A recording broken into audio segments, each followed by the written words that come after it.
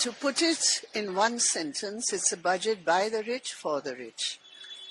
And why I say it's a betrayal is, if you look at the budget figures, what it shows is a huge gap between what the budget had promised and what was actually implemented and allocated in the last year.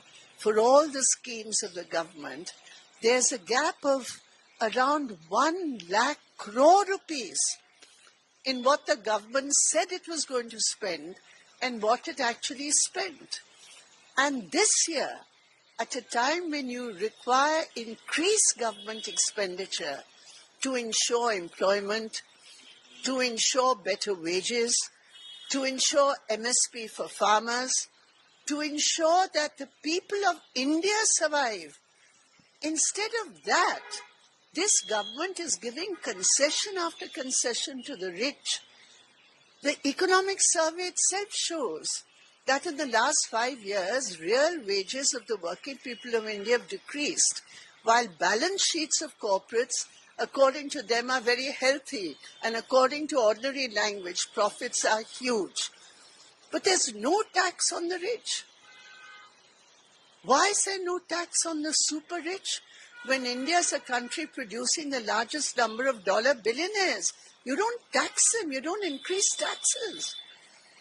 And much is being made of this exemption up to 12 lakh rupees for middle classes. But in the name of benefiting middle classes, a very, very small percentage, the actual benefits are going to the very wealthy. Also, there's privatization being encouraged, FDI and insurance now, FDI being encouraged in the power sector in the name of nuclear energy. And therefore, as I had said, this is not a budget for the people of India.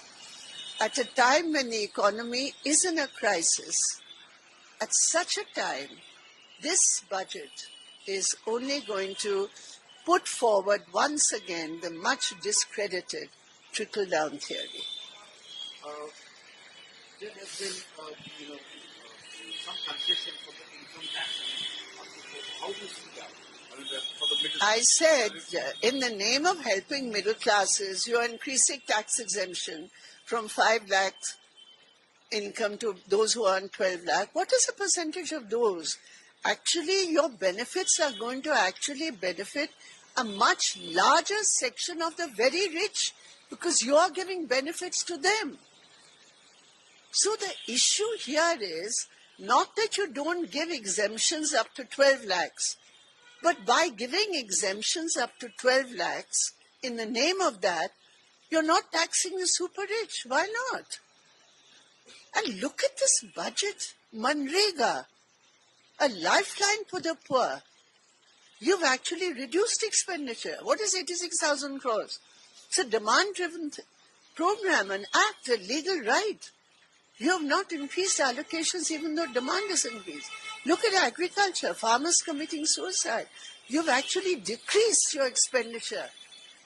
MSP is what farmers are demanding. You actually decreased expenditure on agriculture and allied activities. Rural development, you've not spent what you said you would spend. And the worst betrayal is against scheduled castes and scheduled tribes. In the special statements on scheduled castes and scheduled tribes, this government has not spent 27,000 crore rupees it said it would spend on scheduled castes. And for scheduled tribes, it is 17,000 crore rupees unspent of what they promised. Therefore, it's a statement of betrayal. It was a betrayal for the last year, and it continues this year, because as a percentage of GDP, government expenditures are going down at a time when India needs government to spend, to take responsibility. The government of India is depending on corporates who have already given their answer by not investing in India.